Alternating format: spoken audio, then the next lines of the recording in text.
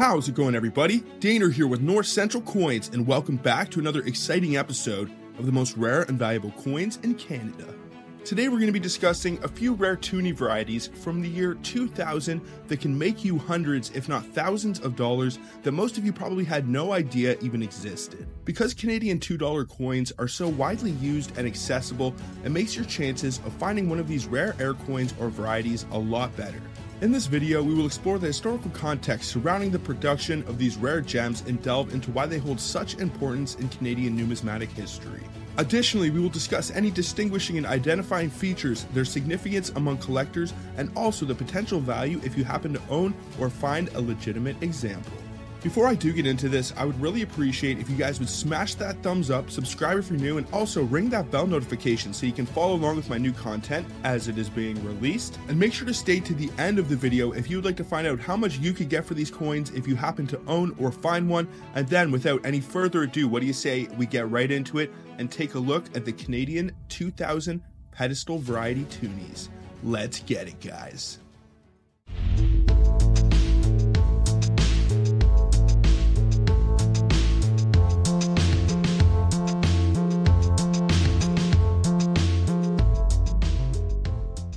Die chip airs such as the Pedestal D, Pedestal S, and Pedestal Zero varieties can be found on the 2000 Canadian Toonies and are intriguing anomalies that captivate both numismatists and collectors alike. Understanding the nuances of each of these varieties requires a keen eye for detail and also an appreciation for the intricacies of the minting process. So what I will do is I will go through each of the 3 different pedestal varieties that can be found on the 2000 Knowledge Toonies, and I will tell you how to identify them, and then we will discuss the values of all of these rare coins.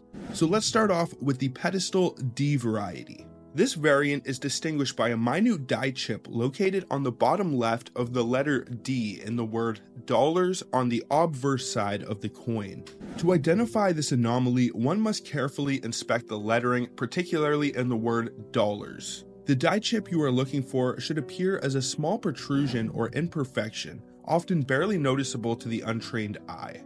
The die chip in the Pedestal D variety can be located to the bottom left of the D in the word dollars. Moving on to the Pedestal S variety. To identify this, you have to direct your gaze towards the bottom center of the letter S in the word dollars on the obverse side of the coin. If you can identify a small die chip at the bottom center of the letter S in dollars, then you have the Pedestal S variety. Identifying these anomalies requires meticulous scrutiny of the coin's surface with a focus on pinpointing any deviations or irregularities in the lettering. And then last but not least, we have the Pedestal Zero variety, which presents a unique die chip error on the reverse side of the coin. So to locate this anomaly, you need to flip over to the reverse and then look at the last digit of 0 in the date of 2000 that is engraved on the coin. If you can find a tiny die chip at the bottom right of the digit 0, it will set it apart from the standard issue Toonies and you will have the Pedestal Zero variety. Now, how exactly do these rare die chip errors come into existence? The creation of die chip errors is a result of various factors inherent in the minting process. During the production of coin dies, which are used to stamp designs onto blank planchettes, imperfections can occur due to wear and tear, improper maintenance, or even minute particles becoming lodged within the coin dies. These imperfections manifest as tiny protrusions or irregularities on the surface of the die, which in turn transfer onto the coins during the striking process. The result is a series of coins featuring these subtle yet distinguishable anomalies, such as the Pedestal D, Pedestal S, and Pedestal Zero varieties found on the 2000 Knowledge Canadian Toonies. In the realm of numismatics, these die chip errors add a level of intrigue and complexity to coin collecting. They serve as tangible reminders of the meticulous craftsmanship and inherent variability that is present in the minting process. As enthusiasts continue to seek out these fascinating anomalies, they contribute to the rich tapestry of numismatic history, preserving and celebrating the quirks and intricacies of coinage for generations to come. Now, some of the details and specifications for the Canadian 2000 Knowledge Toonies, if any of these are off and may indicate that the coin is not authentic, Canada actually has a huge problem with counterfeit Toonies. It is not too often that you will find general circulation coins that are counterfeited because usually it will not be profitable. But in the case of the Toonies, it is actually profitable for them to make counterfeits simply because the material that is used is cheaper than the actual face value of the coin.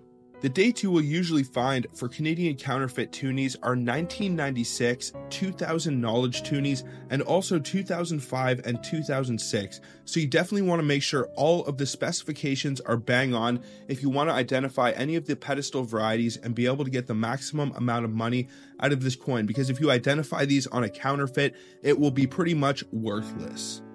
So the coin is composed of 100% nickel for the outer ring, and the inner core is composed of 92% copper, 6% aluminum, and 2% nickel. It has a weight of 7.3 grams. It has a diameter of 28.00 millimeters for the exterior and 16.8 millimeters for the center, with a thickness of 1.80 millimeters. It was designed and engraved by Dora DePadre Hunt for the obverse and Cosme Saffioti for the reverse. The edge is interrupted serration, and the die axis is in metal alignment, as is the standard for most Canadian, British, and Australian coins.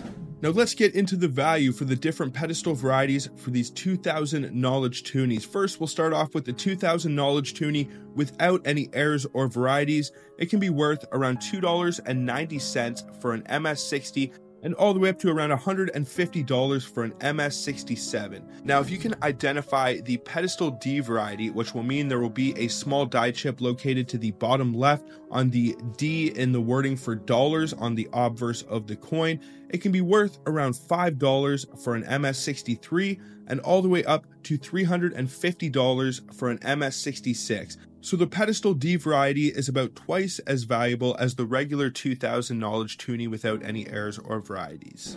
And then we have the 2000 knowledge pedestal S variety.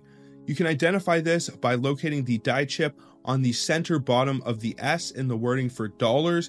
It can be worth around $5.20 for an MS63 and around $300 for an MS66. It's actually a little bit less valuable and rare than the pedestal D variety, but still worth a lot more than the regular issue without any errors attributed.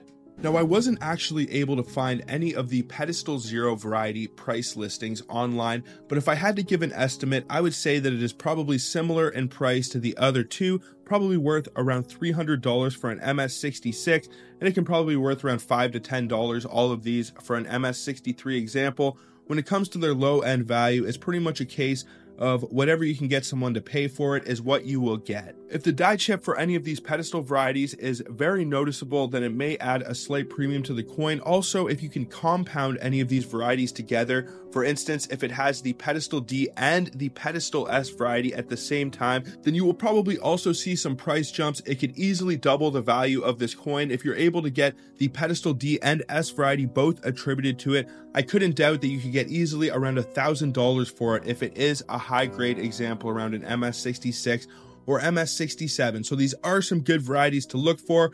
None of the Canadian Toonies, unfortunately, are worth a whole lot on the low end. If you can identify any of these errors or varieties for these pedestal Canadian Toonies, it's pretty much a matter of they are worth whatever you can get somebody to pay for them. Now, what do you guys think about the Canadian 2000 pedestal D, S, and 0 Toonie errors? What would you do if you ever found one, or if you ever have found any of the coins that I discussed in this video? Please let me know down in the comments. I would love to know. Also, I would really appreciate if you guys would smash that thumbs up, subscribe if you're new, and also ring that bell notification so you can stay up to date with my new content as it is being released. But I think that is pretty much going to do it for this one, folks. So until the next one, everybody, peace out and have a good one, y'all.